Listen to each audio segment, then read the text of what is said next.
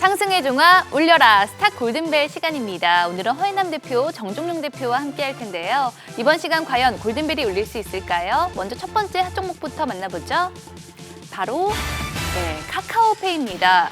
이 상장 후 다음 날부터 곤두박질 쳤던 카카오페이 주가가 최근 오름세를 이어가고 있습니다. 먼저 상승 배경부터 살펴볼게요. 네, 25일, 26일 양일간 거쳐서 좀 급등을 하면서 다시 상장 후 처음으로 좀 20만 원대에 진입하는 모습입니다.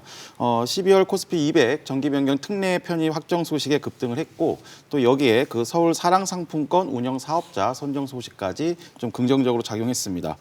서울시가 40만 개 가맹점과 또 183만 명의 사용자를 새롭게 관리할 판매 대행점으로 이제 카카오페이와 신한금융이 조직한 신한 컨소시엄이 낙찰됐습니다. 상장 후 처음 발표된 분기 실적 부진으로 좀 하락세를 이어갔는데 이번 코스피 200 편입 이슈에 좀 반전에 성공하는 모습입니다. 네, 그렇다면 카카오페이가 계속해서 투자 매력 뽐낼 수 있을까요? 울려라 골든벨! 시작부터 골든벨이 울렸습니다. 두 분 모두 긍정적인 의견을 주셨는데 이유 들어볼게요. 네, 카카오페이는 코스피 200에 편입된 이슈로 최근 이틀간 상승이 있었던 종목입니다. 코스피 200은 주가 지수를 추종하는 패시브 펀드에 자금이 들어오기 때문에 수급적인 측면에서도 유리한 고지를 점하고요. 이외에도 펀더멘탈적으로 이미 시장에서 합격점을 받았다는 부분이 있기 때문에 유리한 고지를 점했다고 생각할 수 있겠습니다. 이러한 코스피 200 조기 편입 이슈로서 어제와 오늘 이틀간의 20% 정도의 상승이 있었는데요. 앞으로 1개월, 3개월, 6개월 후에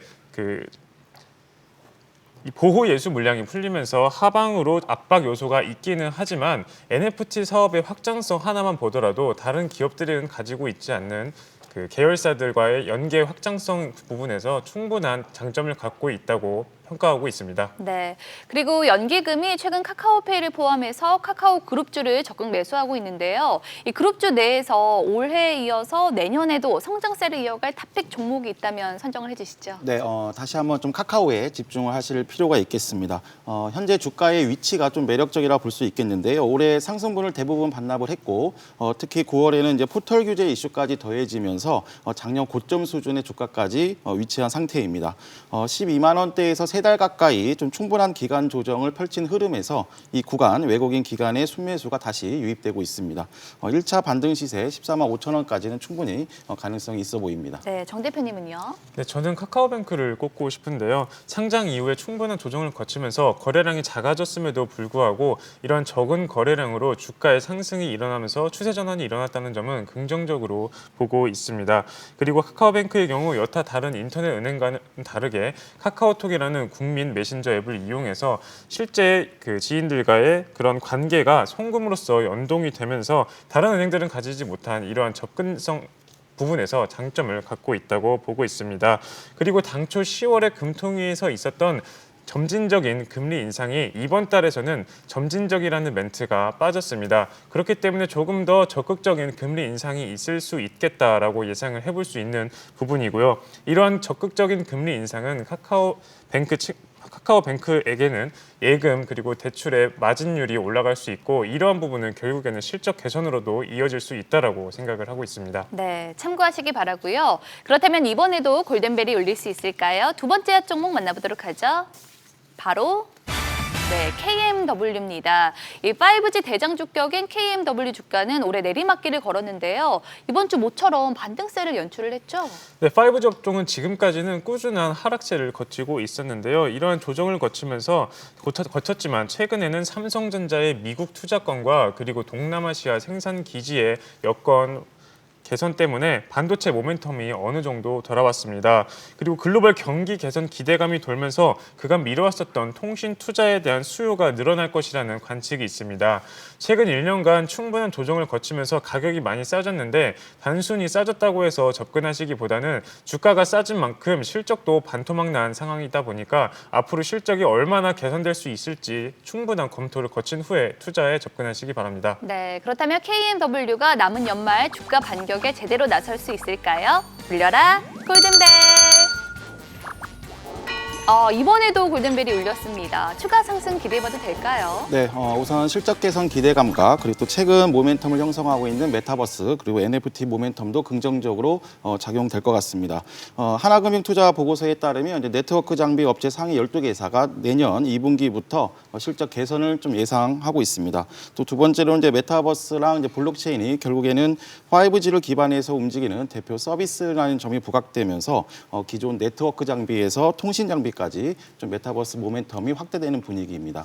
단 지금은 좀 반등 시세에 국한될 전망이기 때문에 1차 5만 원 정도까지의 시세 정도만 보셔야 되겠습니다. 네, 이 메타버스에 대한 기대가 컨텐츠 같은 소프트웨어에서 5G와 같은 하드웨어로 확산하고 있는데요.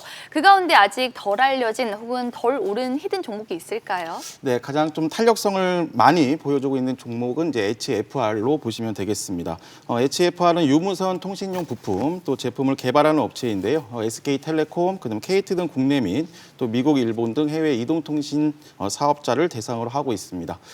메타버스 블록체인의 핵심 인프라인 점이 부각되고 있고 또 특히 11월 24일에는 미국 후지츠 네트워크스 커뮤니케이션과 약 1,600억 규모의 5G 프론트홀 공급 계약 이슈가 있었습니다.